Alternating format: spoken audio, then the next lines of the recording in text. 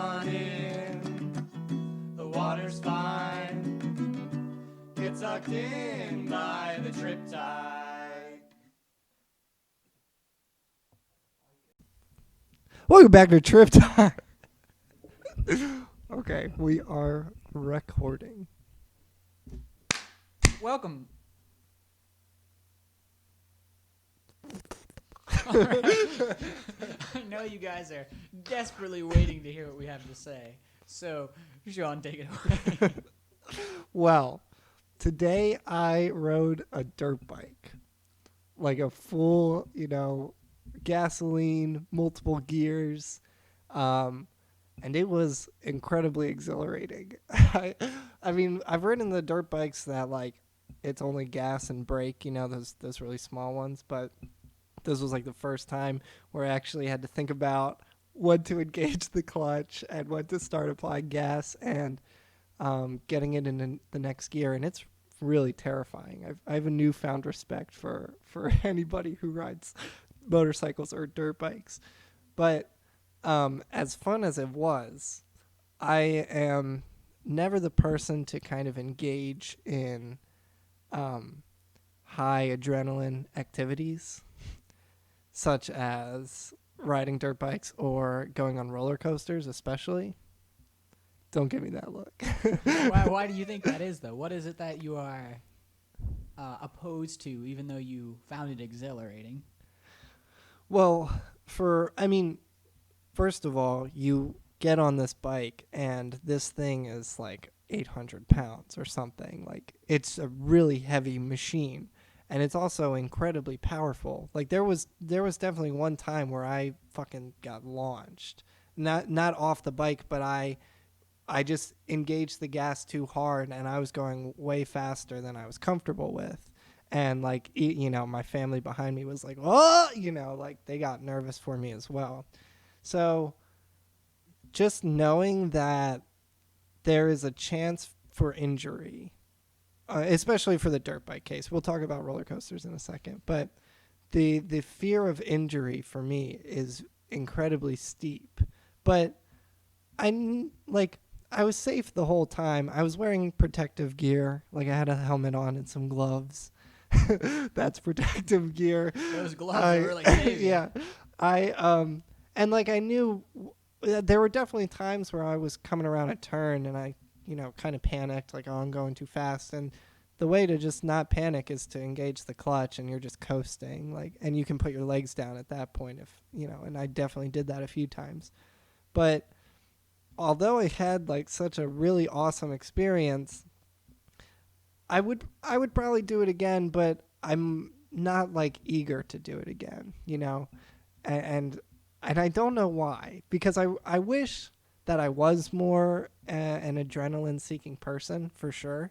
I mean, like, I had a blast, but for some reason I'm still freaking scared of this dirt bike, And for roller coasters, I am not a fan of roller coasters, and I know you're a huge fan. Mm-hmm. And like, I can't go to an amusement park. When we went to Hershey Park for all of our friends with school, like, I'm in the arcade and all of you guys are on these roller coasters, and I just can't do it.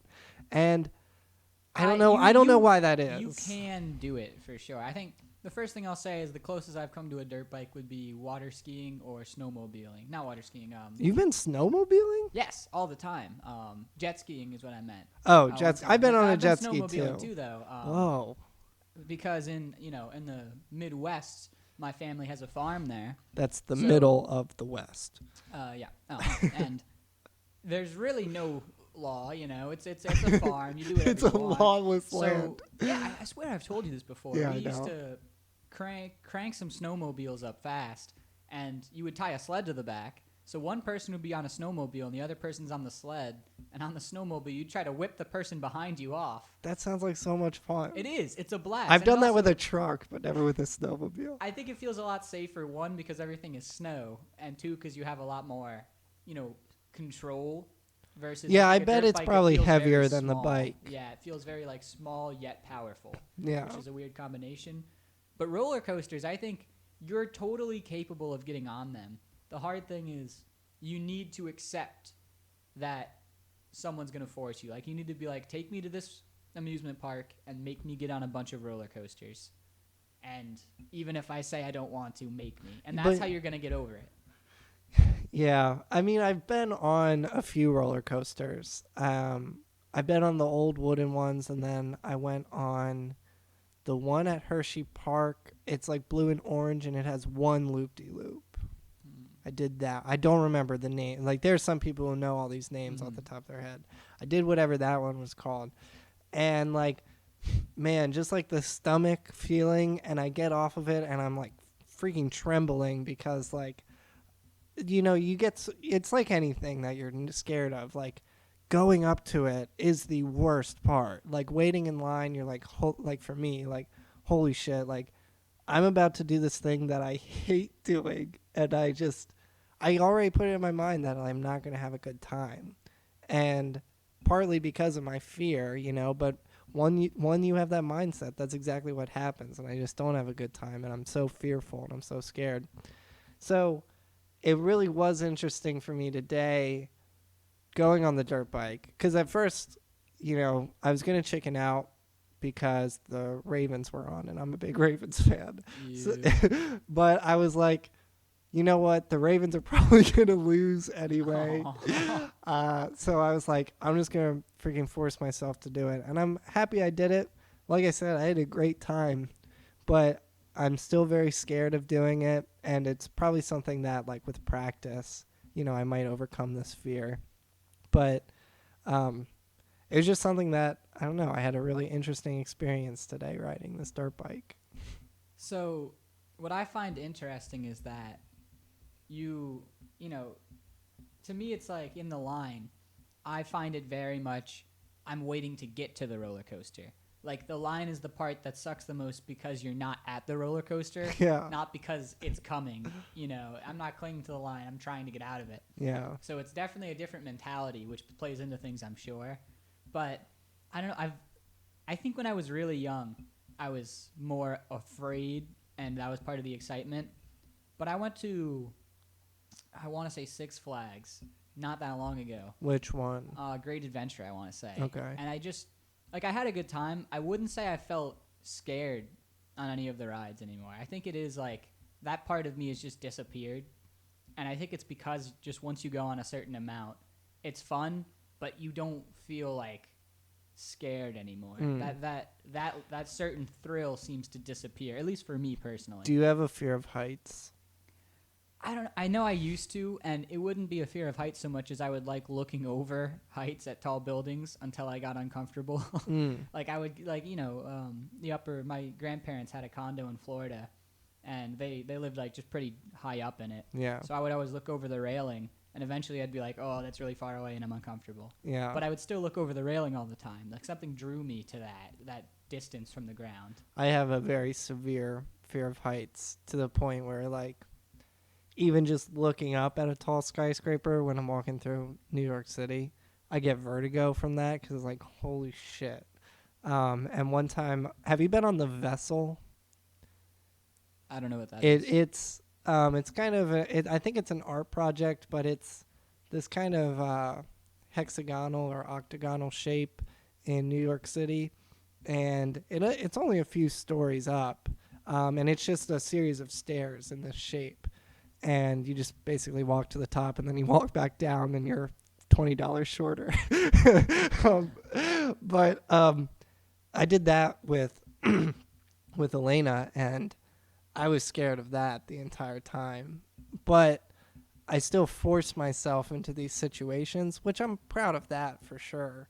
But it doesn't get better. Like, I feel like it should be getting better, but it never gets better when I go into these situations.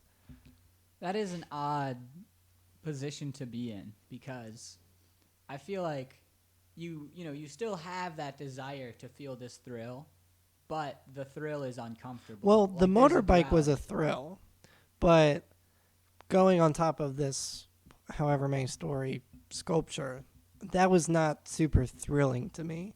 That was just, I know I'm going to hate this, so I'm going to force myself to go through with it.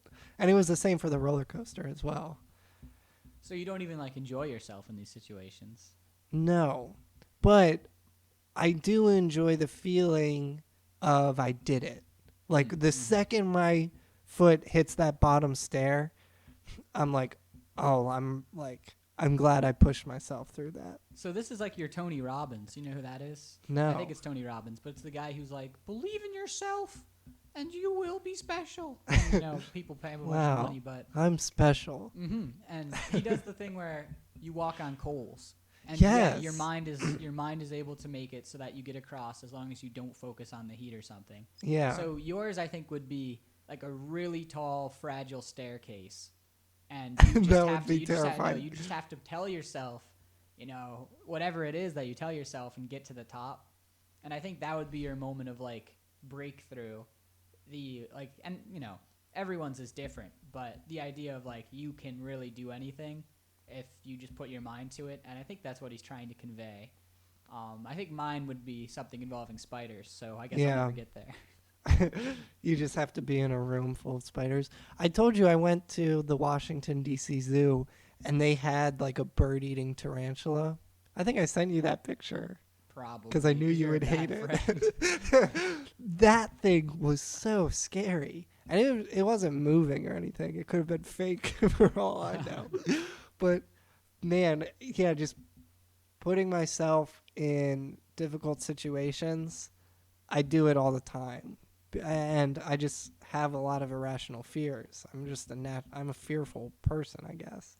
But I do it for that feeling of the end when I do get through it. Like the second I got off the bike today, I was like, wow, like I actually did it and the Ravens are winning. So that was a great feeling for me. Did they win? They did win today. Ooh. So did you, real quick, sports talk, did you watch the Washington game last night?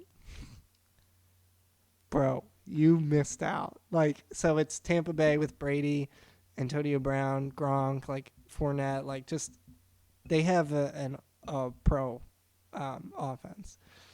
And then it's the Washington football team who doesn't have a name, and their starting QB is out. So they had an AFL QB play. His name's Taylor Heineke. Number 4? I don't know. I saw a post Potentially. about number 4.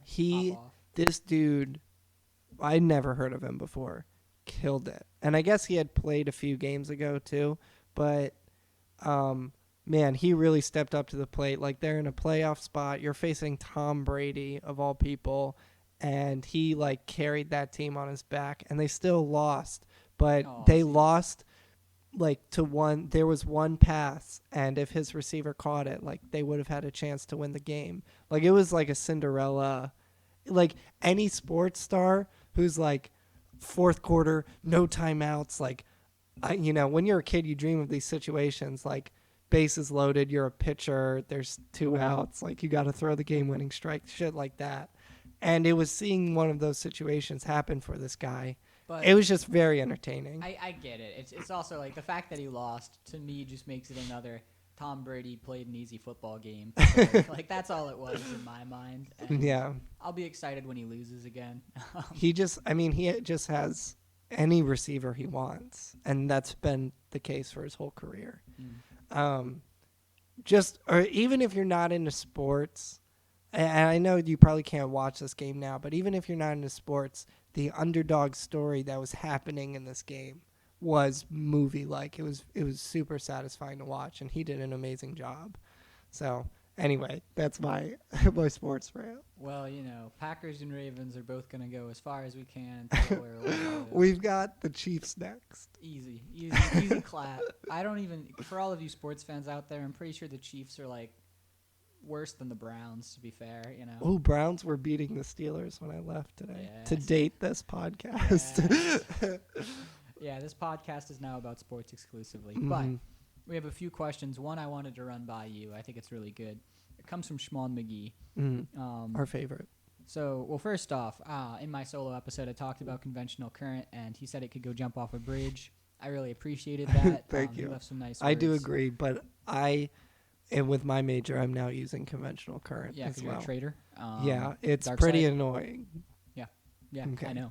Okay. So, My question for the week. When something turns from liquid to solid, it freezes. And when it goes from solid to liquid, it melts. There's terms for other changes in matter, but what is it called when something goes from gas to plasma, or plasma to gas, or anything to plasma? Did So- you look this up? Because I don't know this answer. Well, according to Shimon McGee, I looked it up and didn't find an answer, so you guys should make up a word for it. So when anything goes to plasma? Yeah, so change Well- of matter, but changing into plasma or from plasma. Well, so there are terms for solid to gas where it skips the liquid phase. So not only do we have to do gas to plasma, we have to do liquid to plasma and solid to plasma. Well, I'm thinking it might be a broad term, one for turning into plasma and one for turning back into a different form of matter. Okay. Because plasma is just that powerful. Okay. Now, the first thing that comes to mind is, of course, plasmification. Sure. But, I don't know if that's too on the nose here. I think we might have to go a little more out of the box. Yeah. Oh, so plasmification is your starter? Yeah, that's my opener. That's my Okay. opening pitch for this conversation. From gas to plasma. Of course, I I would would say deplasmification would be the converse, of course, if for my opener. But Okay. continue. Well, for gas to plasma, I would call it gibronification. I'm thinking asthma. Okay, why asthma? Like Like the- asthma, put them together. It might be gasma. Gasma or placification. Grapification. Mm-hmm. I was explaining this concept to Elena's family, and they didn't believe me. Well, yeah, explain the concept for everyone listening. I know the concept. Well, okay, well, all right, for those of you who are dumb and don't know about this, you can make plasma with a grape and a microwave. So don't try this at home because it releases a very toxic gas, which could kill you. But so what you do is you cut a grape in half, but you leave the skin connecting the two halves. So like you cut down and then you stop when it's just the skin connecting the two halves. Then you put that in a microwave and you put the microwave on the highest setting.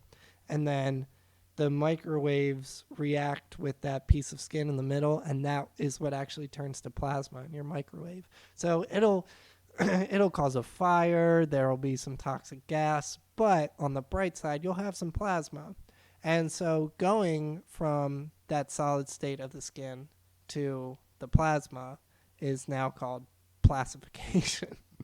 Well, was it Miss Ricks, or am I crazy? It was Miss Rex. To name drop this To woman. name drop the celebrity that we're in touch with. It could be, like rectification, in honor of our rectifier. Rectifier. The rectificator.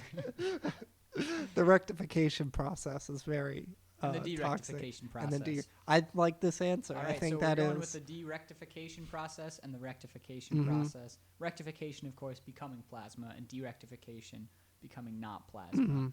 Now, Good work. Shimon also said he has plenty of questions for Steven. Cool. What are they? yeah, like come on, man. Nah, we're excited for him. Steven I is think will be on next episode. We're not really sure yet. He's looking forward to getting out of the cage, so If we let him. But we also have another question, a very good question from one of our viewers. His name is Derek, and he asked, I would like to know, next podcast, if Dawson supports the state of Israel. So, whoa. I want to say yes. Now, don't get me wrong here. I do not know what they stand for. But, I've been reading a lot of world religion, and Muhammad, I don't know anything about him, but he seems kind of cool, right? So does Allah. And, it just seems like, Muslim culture is the only thing I know is over in that area of the world. And it's not Jewish. Well, Israel. Yeah. Well, yeah, that's actually more Jewish. I don't know why I was thinking Muslim. Isn't that where the Holy Well, War is, though, right? Yeah, They're fighting over Israel and Palestine. So, and there Jewish, was I feel like Jewish is also America, though. I feel like I don't interact with many Muslims here, whereas America, I feel like I know a lot of Jewish people. And, I know Muslims, but I feel like I know a fair amount of Jewish people here. And maybe it's because, America is, whoever came over, but I do feel like Judaism is less of a foreign religion.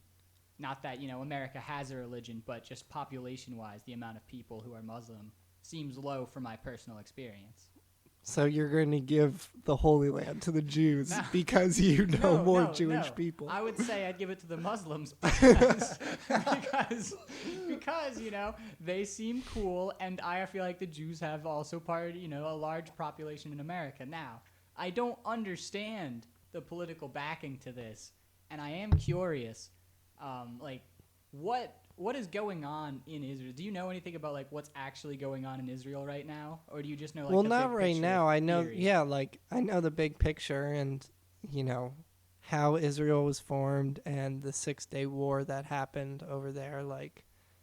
It's just, is it Israel or is it Palestine?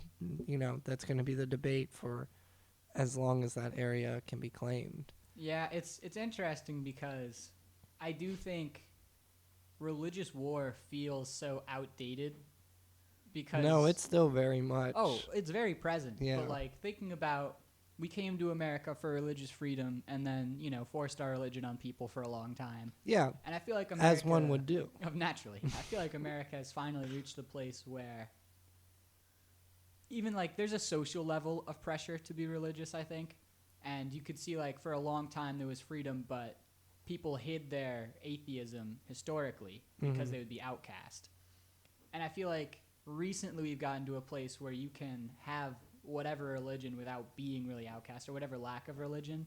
Maybe certain circles won't accept you, but on a big picture, people care more about your personality than your religion. So I feel like I'm so out of touch with the passion that would cause a religious warfare for a piece of land, because it feels like something out of a history book, not something that's actually happening. Yeah, I will. Firstly, it's unfair to say piece of land because people's livelihoods are based on this area. It's an incredibly prominent piece of Yes, land, yes. but it's it's still killing somebody, and that's something that feels outdated.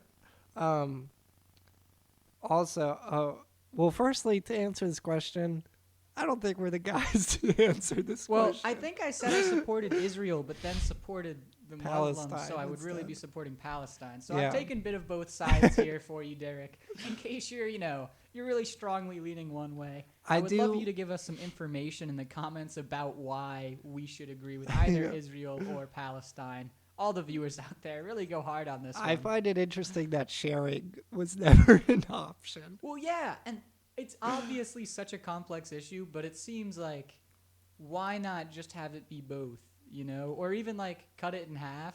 And I get that that's probably sacrilege Yeah, or something. you definitely can't cut it in half. Why is that? Well, because there are certain buildings where certain events happened with each religion. So you can't just kind of cut the Wailing Wall in half. Where the Kaaba is, where Muslims are supposed to, devout Muslims are supposed to make pilgrimage? I think it's the Kaaba. I cannot say. The stereotypical answer, possibly an accurate answer, would be Mecca. Oh, I think it is Mecca. Yeah, Because but I've I'm heard not Mecca a lot. 100%. I have not done enough research to Now, answer this is question. Mecca in another place, or is Mecca its own place? We need to stop. Look, for all the people we've offended, please come on and yell at us, because it'll make an interesting conversation. Yeah, I would love to learn We're more taking about sides this. in a war that we know nothing Yeah. about. So we could be war criminals. We could be heroes. We're not sure, but we're having a good time. And I hope you guys over there in Israel are too. I hope it's a blast. I want to come back to one thing you said about there's a social pressure in the United States to be religious. I think that's very fascinating, and I'm wondering if you think this pressure will increase or decrease as you get older. I think it has decreased vastly, and I come from a Roman Catholic family, sent me to Roman Catholic school, and it wasn't quite for me, but I think that's where I saw, a lot of this pressure. But historically, I think the pressure was more real in that, we still can't have an atheist president, probably. Well, I think it's part of there that are pressure. still 6 states in the United States where you can't be a state office holder and be an atheist. Exactly. And there is a very conceptual idea that if you believe in something, it makes you a better person, that I think is kind of ingrained in society. And it's like obviously a much smaller form of systemic racism in that people, are just raised to believe something without realizing. And obviously it doesn't affect people the same way at all. I don't want to compare them like that, but I want to say it is, America promotes, I think, religion a lot, and, the national anthem, In One Nation Under God. I think it promotes the idea that you're supposed to be religious, which makes it hard for a true religious equality, especially for people who just don't have religion. Mm-hmm. But I think largely it did go from, your identity would be besmirched if you came out as an atheist or something. Thank you. Whereas nowadays, I think if you were like, well, I'm an atheist, they'd be like, well, he's not going to be a good politician. But that's pretty much all. I think you'll have certain circles that reject you, but outside of politics, you have total social mobility, which I think shows a lot of progress, and I think the social pressure is decreasing to be religious. And at the same time, I think religions are becoming more open-minded, which is a good thing, because obviously if you look at one of the most prominent religions in America, Christianity, I think Catholicism is really the one tied to the Pope. But recently the Pope was just like, maybe being gay isn't like terrible. Maybe, we could look at it as an okay thing. And I think the more religions sort of develop what's best for society and find a way to do that within, their own religious rights, I think the less important it'll be that someone is that religion, and the more important it'll be that you have similar, ideals and values about morality. And I think we're seeing that shift now. And obviously there's still very religious people, and they still believe that, you should be a part of their religion for your own safety. And that's, that's what they believe, and that's fine. But I think even we were at a point where, think about 1,000, we were straight up just, God means killing people. And how far religion has come in that it means killing somebody is almost always wrong. The Christianity started with the killing of a man. Yeah, I mean, there is a lot of violence there for sure, but it is crazy just to see like a historical evolution. And the one thing I think is interesting is regardless of what you believe is true, people who are negligent of other religions, especially in America, because you can look at Christian violence taking out other religions, spreading from, throughout Europe, and then coming into America. So you can pretty much see historically why you're a Christian, likely, if you are. And maybe, you converted, and somewhere along the line, someone in your family converted because they found Jesus and they found Christianity. But if it wasn't a good military religion at one point, it wouldn't be very successful in America. And maybe Judaism or maybe Islam would be the most prominent religion. And then how would you feel if they were intolerant to you, because your religion lost at war more? And specifically in like these regions, I know there are regions that are very Muslim and very Jewish, and I don't know of the Jewish ever being a very war-bound people, which is probably why they ended up having so many tragedies, because they seem like a very peaceful people historically. I could be wrong, though. I could be totally wrong. Yeah, I don't know. I don't know of any... I don't know of any religious wars specifically that Judaism was a part of as a main player. I know they get conquered a lot too, and it's crazy because. But I'm also dumb. Yeah, we are both really stupid, but so the Jews I feel like they get conquered a lot by more warring people, which is crazy because, and we talked about before this. There was a whatever it was on the Capitol. People are calling it many different things, and basically people broke in and wanted to disrupt I think it was the Electoral College process or something, because they were upset. Yeah, they were deciding who won the election, essentially. And there's these people there who wore these shirts that were like, 6 million wasn't enough, or Camp Auschwitz, that are going around the internet. I saw that. And that is crazy to me, because if you're going to hate somebody, like, what did the Jews really do wrong? Like, I feel like the Jews got attacked and screwed over, and they had a lot of, like, historical issues with just being invaded and conquered and gassed and all the terrible things that happened. So, like, how could you just be angry at them? Like, I feel like we need to give the Jews a break collectively as the world. And I don't know. Like, throw them a party or something. Like, this is not acceptable. Throw them a bone.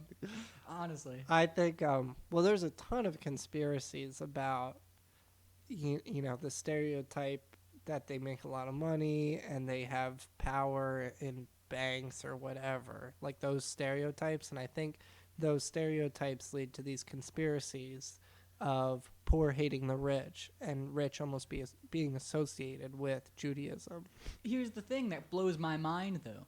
It's an attack on Judaism, but these people are supporting, they're white people who clearly, you know, want white power so they can be more wealthy in America, and they're supporting Donald Trump to do that. And even if they don't like Jews for having money, the person they're supporting has a ton of money.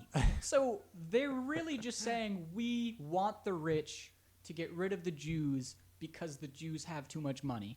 And I think that process boggles my mind. Yeah, rich Christians are okay, but rich Jews, like, exactly. And hell on earth. I don't know what it is that means, you know, Jews having money is greedy and stingy, but Christians having money is just the way it should be. Like, something about that seems like we could be able to solve it mentally, you know. And we were talking about systemic processes, you know, learning things, and how in even revolutionary America there was a lot of racism that was taught.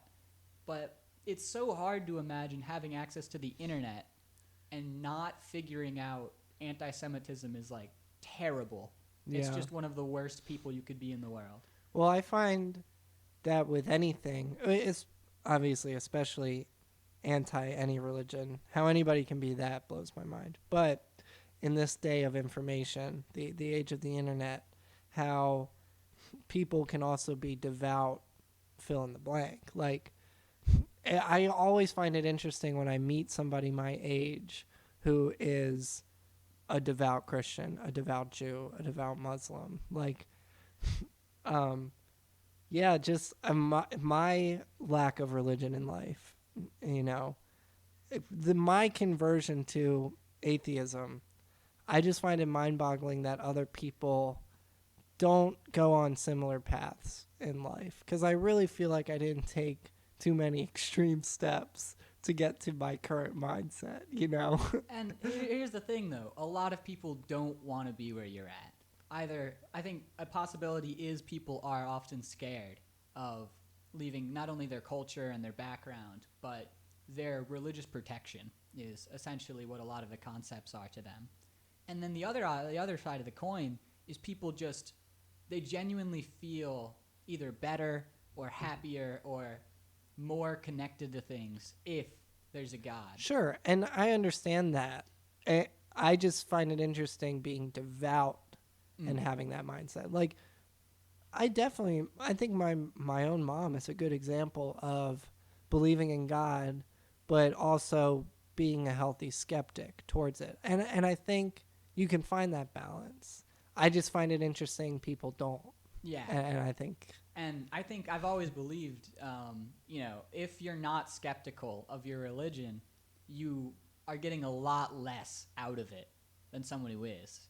Because if you just believe something to believe it, and I think the Bhagavad Gita says someone who, like, questions spirituality is vastly superior to someone who just performs ritual.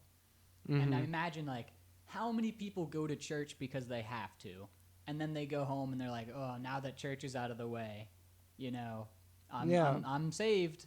And that's all they think about religion and their life. But they still would never consider not being Christian. And to me, that's the kind of thing that does blow my mind, because I think religion is such a discovery experience. And it's one of the few things that you can look throughout history and see how important it has been to so many different people. And, like, I love the Greeks, and we can read the Greeks in a collective agreement that it's fantasy and it's mythology. And I think there's a huge difference when it comes to modern religions, because there is a veil of maybe this is real, and some people believing this has to be real. And I think regardless of what you believe, you should understand that there are countless religions around the world that all have devout beliefs about, whatever system of gods or whatever god or whatever processes in history were relevant to the existence of mankind. And if you can't explore those and you can't consider them without being threatened, then you're not really believing in your religion. You're just hiding behind it because you don't want to face something. Mm-hmm. I think what's fascinating is you say, when were the Greeks in power? I should know. What A while ago. years roughly? I'll just look it up because Okay. I would be depressed if I said Well, something so incredibly wrong. However many years it's been, I find it interesting that at our day and age, you're able to say, yeah, the Greeks' religion and the Romans, eventually, their mythology. And they were around for like 1,000 years, from 1100 to 140 BC. Yeah. About. So to think that like 3,000 years later, you're able to say, no, those are just stories. But what do you think 3,000 years from now, when we're hopefully an interplanetary species, where they can look back at the three major religions on the world and be like, oh, those are just stories. We worship Gorga now. I find that kind of dynamic interesting. And this is part of why I want to look into just a bunch of religions and start a podcast on. I was telling you about. Mm-hmm. I think there's this crazy concept of division, and it's my main problem with organized religion, because it takes something that is internal to people. Whatever you call the soul. Maybe you don't think we have a soul, but whatever humans have that nothing else that we know of has, whatever that internal process is, Mm-hmm. and it combines it with a story about God. And God is the assumption that, something created us in the universe, and it's described plenty of different ways. Yeah. But how many churches believe that, this is the only thing you can believe, and you're not supposed to venture, and it's sin to believe in other gods, and it's problematic to, and you're supposed to face these doubts in your own religion, but you're always supposed to come back to the same answer, which is the one you were taught. And when you look at it, I think it's impossible that a future society doesn't see us as kind of stupid, because if you believe in Christianity or Judaism or Muslim, the idea is, I think the future society is definitely going to realize these are all the same religion. And that's something we have a hard time We know grasping. that already. They're called the Abrahamic religions. And literally the difference, I think, that sprouted this division, one of the main differences is at Iraq, somebody, I want to say I can't remember who, is sacrificing his son Isaac. And God Abraham. comes. Abraham. Or Abram, if Yeah, and he's like, don't kill Isaac. That would be wrong. This was a test. So I think the Muslims believe that wasn't Isaac, that was Ishmael. Mm-hmm. And this is a huge point of contention between their religions. Which brother was it? The true brother, like the firstborn son who was of a different woman, or the true brother who was of Abraham's wife? Mm-hmm. And there's like a huge point of contention about this as history. And what blows my mind is, This person didn't exist. well, regardless of if Dun, dun, he dun. did, it's not relevant, and none of it matters. Like, I have always thought that if Jesus is real and came back today, he would give zero fucks whatsoever about if you believed in Jesus. He would just care if you were a cool person or not. And I imagine if Muhammad's a good prophet, he would feel the same way. I guess that's not the same, because Muhammad isn't Allah, I don't think. So No, I he won't is make that assumption. Absolutely not. Jesus is supposed to be same Yahweh, but Muhammad isn't Allah, so there's a difference there. Don't get me wrong. But I feel like the key point of being successful in any spiritual teaching is to make people better. And I think you can draw something from a bunch of different religions that make you better. And even if the way you're better is being closer to your God, your Yahweh, your Allah, your... I guess the Jews are also Yahweh. Yeah. Like, whatever it is that draws you to them. No is matter good. which of the three same gods you believe. And exactly, that is the problem. They are the same person. And Allah just has different rules and Yahweh has different rules. And God has different rules. Exactly. You know? If you look into Euthyphro, which I've been reading, I don't know if I've told you about this. I did not know this. It's this amazing story. It's a Greek one. I can't remember who it is, but somebody killed their dad, I guess, because their dad killed their mom or something, and they're going to trial. And it's a question of, were they wrong to kill their dad because they dishonored their father, or were they right because they avenged their mother? Mm-hmm. And he's talking to a Greek philosopher. It could be Socrates, could be Plato, could be Aristotle. One of the three nerds. There were more than them. But no, yeah. but those are the three cool ones. So basically they're like, well, what constitutes pious? What constitutes good? And they're like, the gods determine what is good and bad. And they say, so what do the gods think is good? And the answer is, well, they think things that are pious are good. Mm-hmm. So it we've creates talked this about feedback this. loop. Yeah, where you don't have an external source giving you these rules, but people think these rules are more important than the actual, text they're getting their information from, or the actual morality behind these religions. Because think about how many Christians haven't read the Bible and still believe the Bible is the reason that they should live the life they live exactly how they do. And if they read the Bible and they have questions and they're threatened, it's because they've never been exposed to this kind of thinking before. Thinking, what is the best way to practice Christianity? And it's not always what, a bunch of people tell you. It's what's personally best for each person. Yeah. And that's where the division comes in between religions. It's so based on community and not individual connection to being a good person. I think it's unfair for you to say that in the case of the big three, there's no outside rules because Muhammad received rules directly from Allah, and both for Christianity and Judaism, the Ten Commandments. Like, those are technically directly from the source. And in Christianity, especially, Jesus himself is supposed to be a source as well. So to say there's no outside influence, I think, is incorrect. It's hard because there are, commandments and beatitudes and divinely inspired information. But from the outside, it is hard because as relevant as these things are, every religion has an outside information that tells you different rules. And I think the one thing that is very noticeable is, whatever your religion is, it's been changing to fit the needs of the people within it, to become better people. Absolutely. And I think it's slower if you try to change the entire community than yourself. And I think that's a huge issue because people are taught things, and even if they don't agree with them, they don't want to leave their community of, divine word, and it slows down social progress. And I think a lot of it is very profound for every religion. And I think, the Ten Commandments definitely have their place in our life. But are we respecting them because they're the Ten Commandments that Moses got, even though there were, hundreds of mitzvot the Jews believed in that we threw out because we didn't want them in Christianity?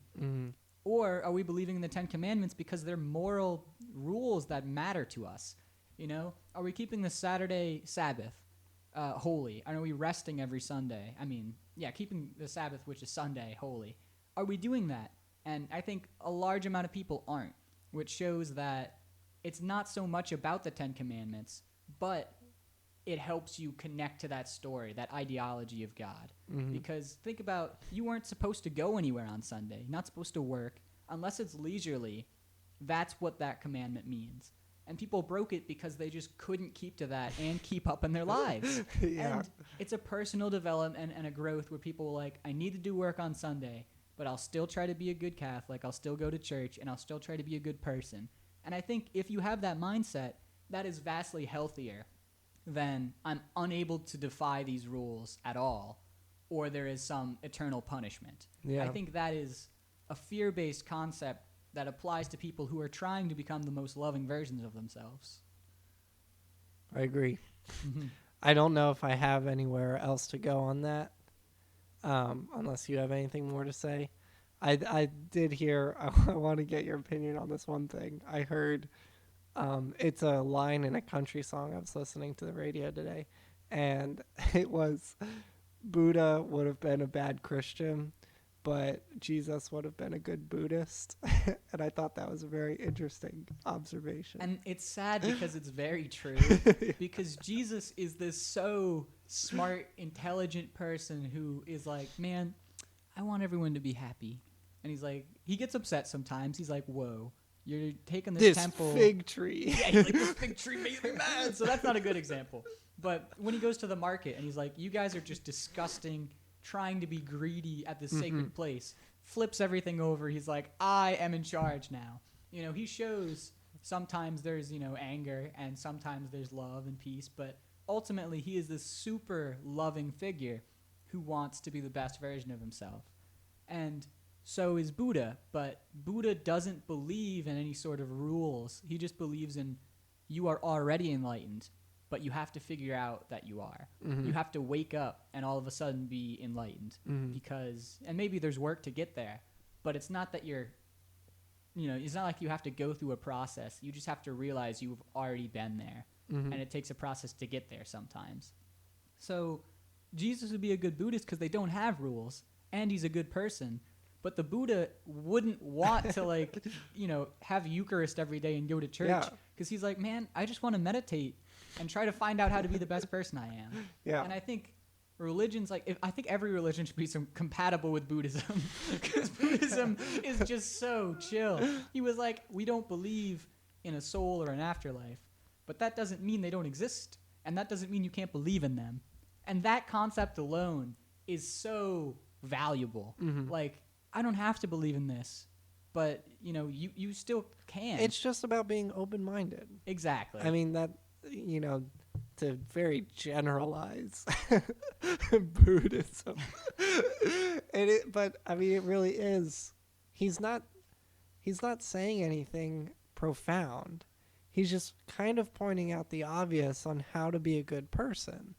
And if you follow the 8 I like forget the path, actual name. Eightfold path. I mean, those aren't groundbreaking ideas. It's all about being open-minded, all about being a good person, and all about loving thy neighbor. Like, you know, so yeah, I heard that line today in the song, and I was like, that's really hilarious because I think it's absolutely true. And the crazy thing too is we were both raised Roman Catholic, which is Christianity but with as many rules as possible.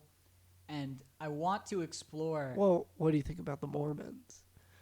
I guess they're Christian too, but they have rules. They came after, so I feel like Mormonism is like a separate branch from Christianity, even though it's just not. But, okay.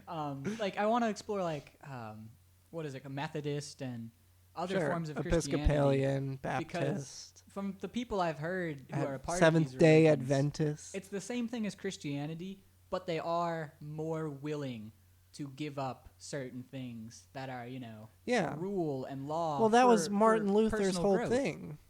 Martin Luther, who wrote the 80-something fuck yous. The 80-something fuck yous. I don't remember this story. What? He was living in Rome, and he was a Catholic, and the Pope was like, you can't eat meat on Friday. And Martin Luther was like, that's stupid. I love Fuck you. Number one. I love Taco Fridays. So Martin Luther wrote on these big gates of the the big church. Wow, I'm fucking up this story. No. He's in Rome. Oh yeah. He's from Rome. But basically he wrote every issue he had with the Catholic faith and was like, I'm gonna start Protestantism. And like he's like, Christianity isn't about having all these rules. It's about having a relationship with God and Jesus. And so they, you know, that's the split of Christianity. Because before Martin Luther came along, it was Catholicism, but now it's Christianity because of this guy. And I can't believe you don't remember the story. I remember hearing about him, but not about him writing down. No, that's like his whole. Yeah. That's what he's famous for. I just know he was, you know, Lutheranism. I was like, oh, cool. But yeah, so I don't have a problem with people being Roman Catholic, I want to clarify. I have a problem with, say, you know, you're exposing somebody to religion, especially often your kid, and you're showing them Roman Catholicism. Maybe, like, also show them other forms of Christianity and let them decide what they believe. I feel like you have to let people decide what they believe for themselves, and not tell them what to believe, which is a big part of the problem. I think a lot of people are raised to believe certain things, and it's the same with politics. It's the same with a lot of things.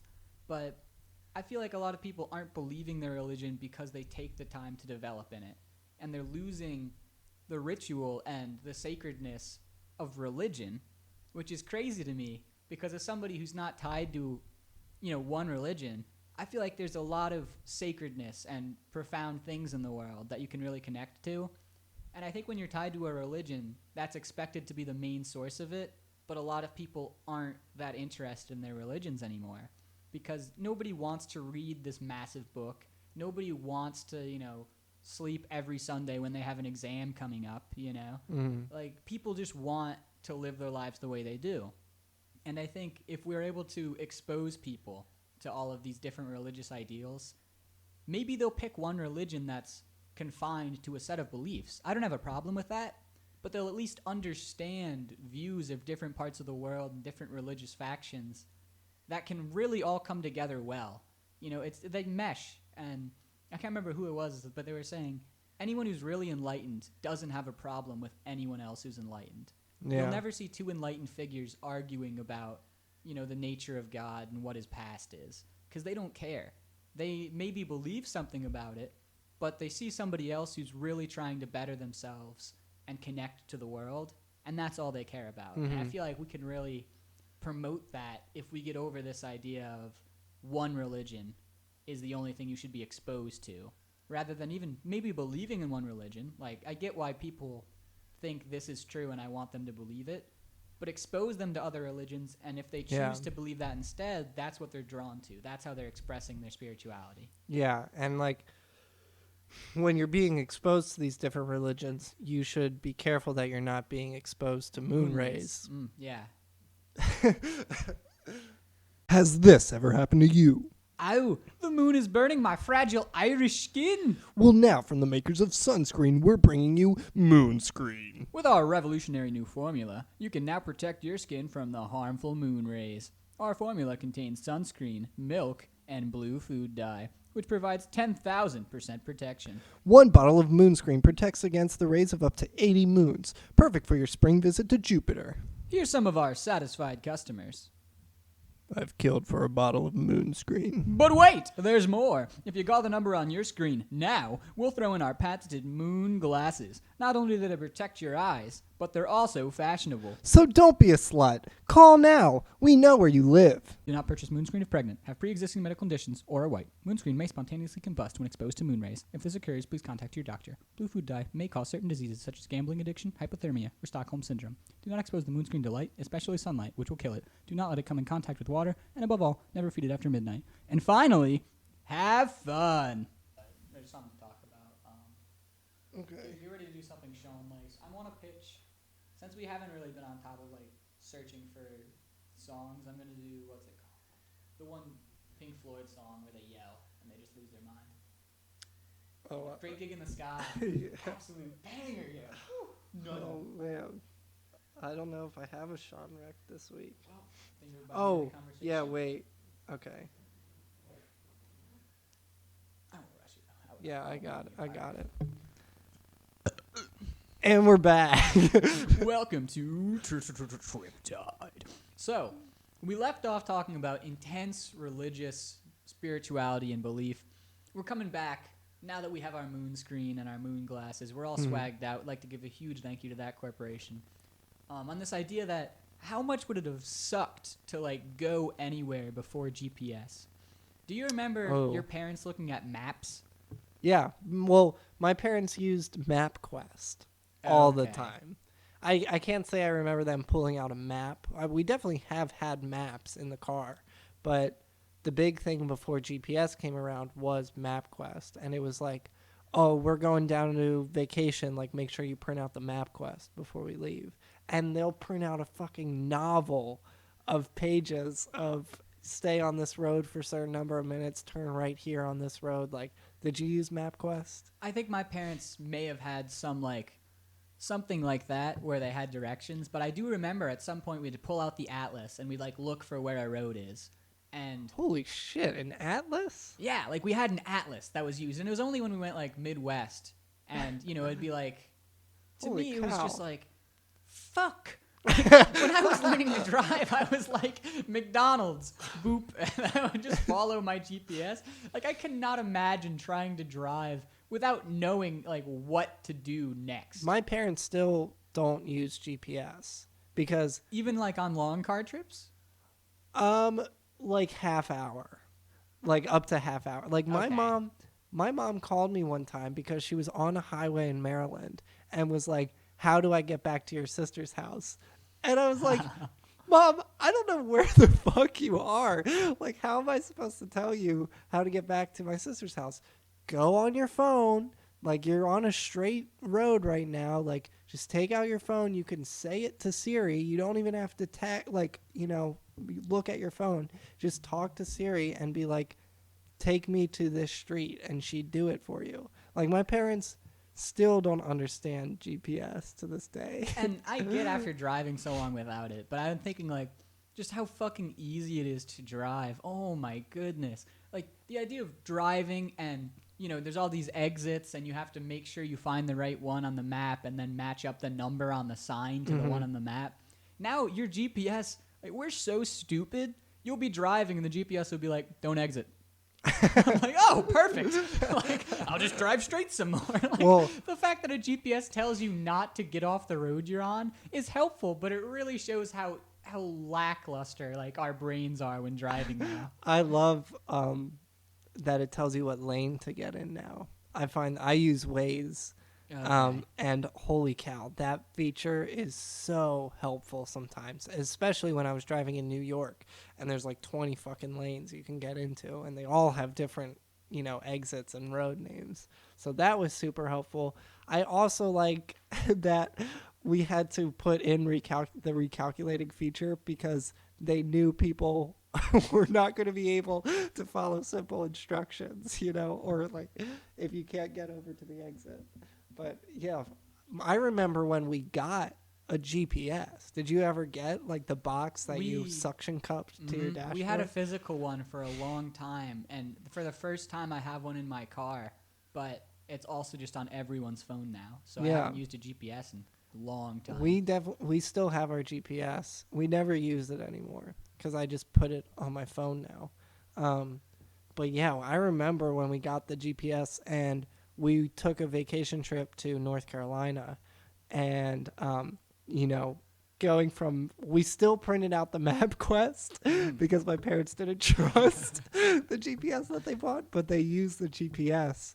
And I remember just like watching it the entire trip because I was like, this is the coolest fucking piece of technology I've ever seen in my life. And I was like, oh, I'm going to be there in 53 minutes. And like, let's see. It's been 20 minutes. We're down to 23 minutes. We're making good time. Like, it would just be like, whoa.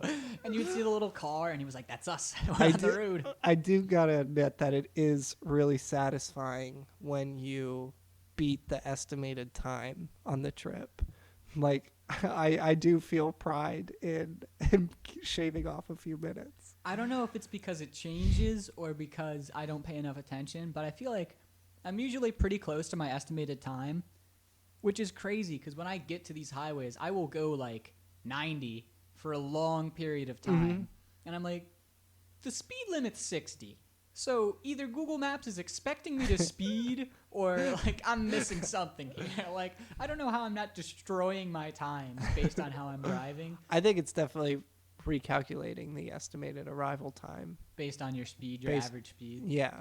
And that makes sense now that I think about it. Because I always just assumed it was like based on the speed limits in these roads, here's when you'll get there. Sure. And that initial calculation for sure. But like, say you're halfway through the New Jersey Turnpike, it's going to be like, oh, you're halfway through the Turnpike and your goal was Manhattan. So you're here now, but I thought you'd be here 5 minutes later. So let me just shave 5 minutes off your time. That's probably like the And it's probably like code. 7 minutes off my time because it knows I'm going faster too. It probably is at that level where.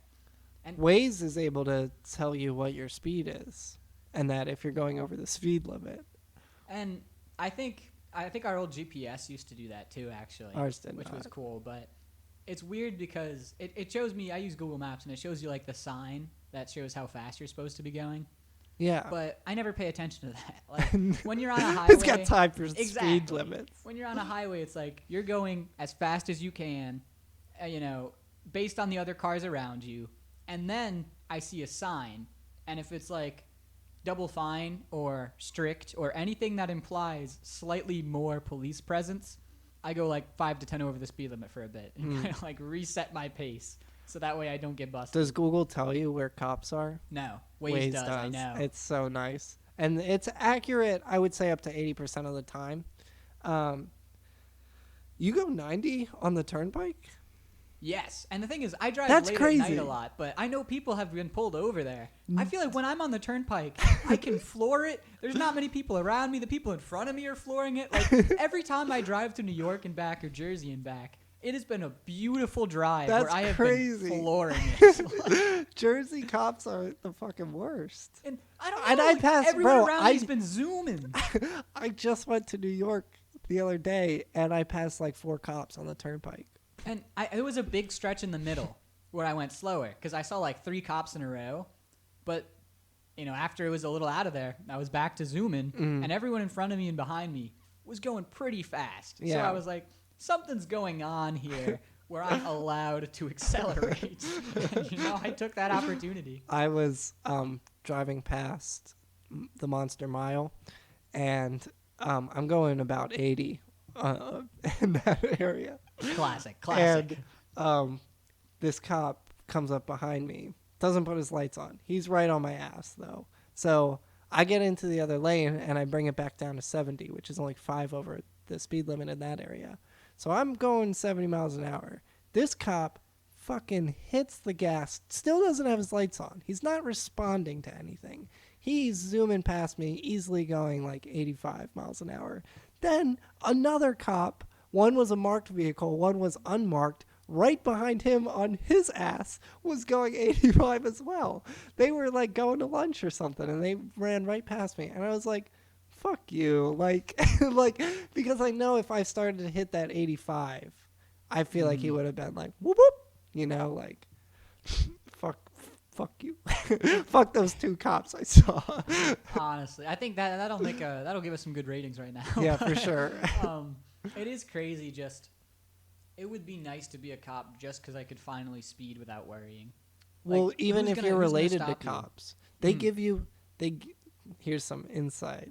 Yeah. They give you like a special badge for family, and if you get pulled over, you're kind of like, oh, here's my family badge, and they let you go. Dylan is a friend of ours whose dad was a cop, and I remember like something about his dad was his car was registered under his dad's, under his dad, so like he could drive as fast as he wanted and didn't care, and he's a really like wholesome, sweet guy, so I doubt he ever sped more than 5 miles over the limit. Yeah. But just thinking like, wow, having this vehicle means you won't get pulled over. Yeah. I was like, that's crazy to me. Pretty wild, because I'm always thinking about police when I'm driving. Exactly. It's the one a thing fear. keeping me from having as much fun as possible. And it's like, would you really think I'm going to crash? Like, no one's on the road in front of me. No one's on the road behind me. I want to go 120. Like, come on. But it's like, I can't, I can go like 90, over 90 maybe. But as soon as like I see any sort of car, it's like, well, I got to slow back down. I'm not going to hit him. Not close to hitting him. But, might be a cop.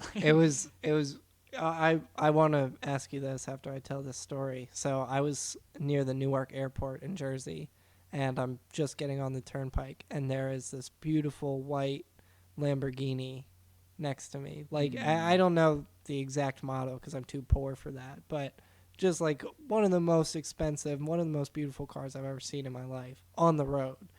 And so I'm next to him. We're probably both going about 80 for a little bit. And then we get past a certain point. We kind of just get further past the airport. And then this dude gets in front of me and then lights off. Like, it was so satisfying to hear. Like, I just love cars like that.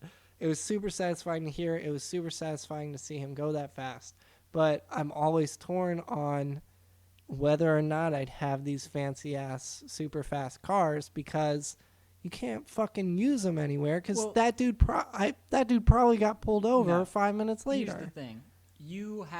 a balance. And I bet 9 times out of 10 on the Jersey Turnpike, you'd be fine if you play it smart. But say you just want to cruise and speed like without really caring much. That car could easily go 150 True, on that and road. 150's fast, but like the idea being, if you can afford that car, the ticket doesn't mean that much. You know, it's like, all right, I'll pay the ticket. And But then you just it have could, to, it could, you know, they could suspend your license, so you can't even use the fucking car. I think once you get pulled over, then you have to drive the speed limit for a while. I think rarely do you get your license suspended for driving sober if you get pulled over like one time. I think you can get a lot of points and a big fine. But if you can afford that car, you can probably pay the fine and then not worry about it until next year when all your points are cleared and you can speed again. Yeah, but then you now have to go through a year, because it is literally January. You have to go through a year of owning this awesome Lamborghini, and you can't hit that 150 mark. You hit it think one about time. December, bro. December, you got to be cruising. Like, well, it'll reset next year. Unless you used it up. True. Like, I think the I'm problem just is that toured. we can't speed to me. Like, I want to be able to speed. So if you had the money, would you buy? Let's limit this. Say this car is worth $250,000, and you have $300,000 towards car and tickets. Would you still buy the car, or would you use that $300,000 for something else? I think I'd buy that car if I had like a lot of money. Okay. I think if I had like $300,000 to spend on a car, I'd spend like $150,000 of it. Okay. I feel like if I didn't So have you like would a not- million to spend on a car, I Okay. wouldn't buy a car that's like worth $300,000. Okay. And it's because I just feel like that's so much money, and it is a flex, and having a car is such a good investment. But it's like at that point, like you can make money. Putting $100,000 into something, you can get $200,000 out pretty easily. Having a car is a terrible investment. Cars are one of the fastest depreciating objects. you have it, you know, and it's such Sure. a utility. It's the same thing as like a house. Even if the housing market goes down, if you have money, you should get a house and a car. So that way you don't have to worry so much, and you can invest other money and waste other money. But if you get a house and a car, you're really set, you know? Like, I guess. you're pretty much chilling for a while until... Yeah, okay, if you have those two items paid off. Because that's a huge... And that, like, you can pay off the car, I'm saying. Yeah. And paying off a house, I think if I'm buying a $300,000 car, it's because I've paid off a house. Like, I don't think I'll just do that without... like good reason to. And I also don't know what it's like being rich, so maybe I would get greedy. I think I do agree. I probably would not get the $250,000 car, but I would get, you know, a classic car that probably can't hit that kind of speed.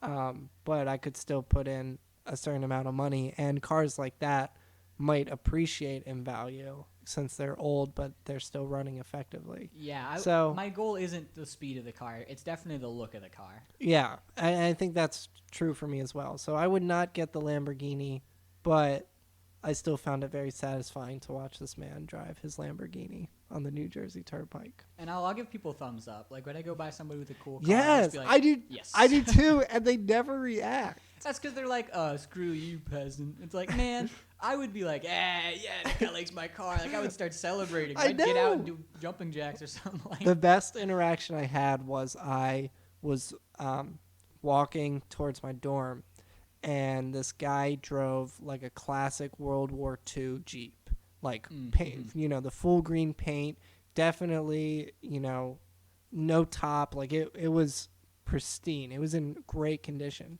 And it's an open, you know, it's a Jeep, you know, military Jeep. It's open. So it's just him and his wife looking right at me as I pass their car. And I was like, hey, man, like, do you mind if I take a picture of this car? Like, this is so cool. And he was like, absolutely, bro. Like, he was a Chad. And, like, him and his wife did little poses for me as I took pictures of their car. And I was like, yes, like, that is exactly who I would be if I owned this type of car right now.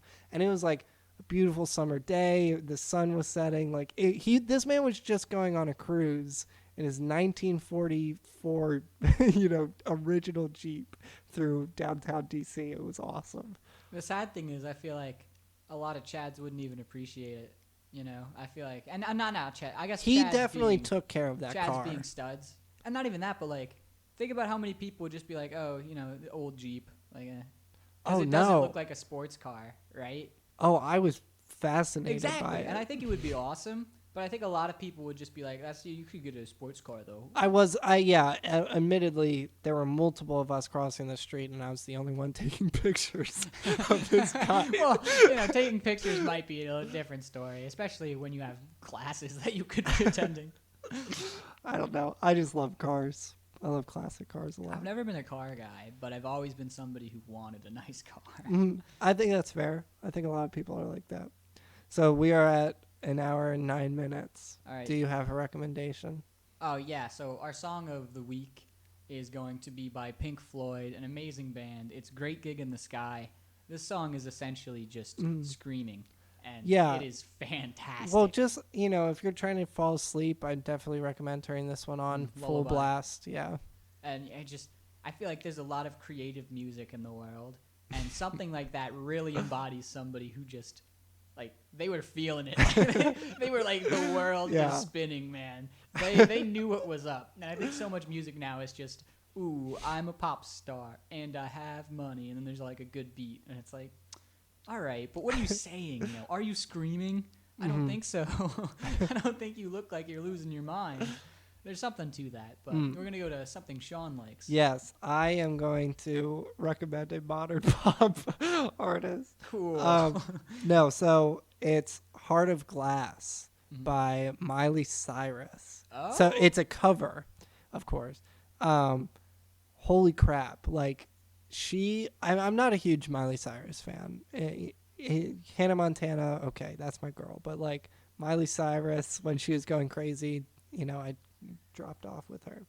But hearing her sing kind of a more rock-centric song, her voice is so good in the rock sphere and like in that genre. Like, she should not be singing pop at all, because with this Heart of Glass cover, it is so good, and she has an amazing band backing her, and it just sounds really awesome. So I definitely recommend hearing this cover by Miley Cyrus. And to close on, I did want to talk quickly about how many, I guess maybe we can leave it for next time, but especially how singers are expected to manipulate their sound to fit, especially like TV singers and Disney stars.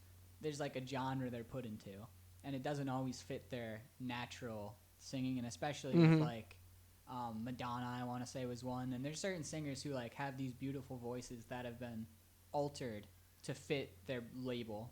Yeah. And, like, what they want to produce.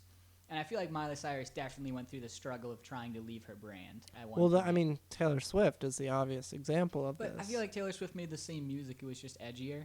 I think Miley No, Cyrus... she went from country to pop. It was one of the biggest genre I guess, transitions but I don't... in music history. I liked her country better is why. I know. That's the problem. I know. And she hates that. She does, but her pop just is like... I feel like it's lackluster. Anyone who's a T-Swisty fan, T-Swizzle. Twizzle, yeah. Anyone out there? Twizzler.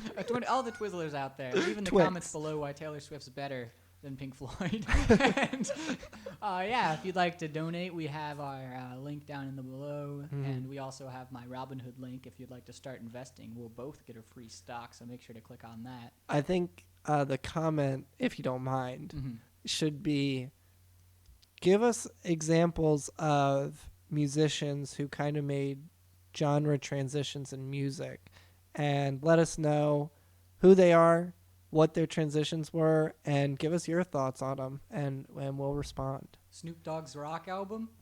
Okay. I see. You tried. But, I hope you guys have a great Thanksgiving. Yep. Bye.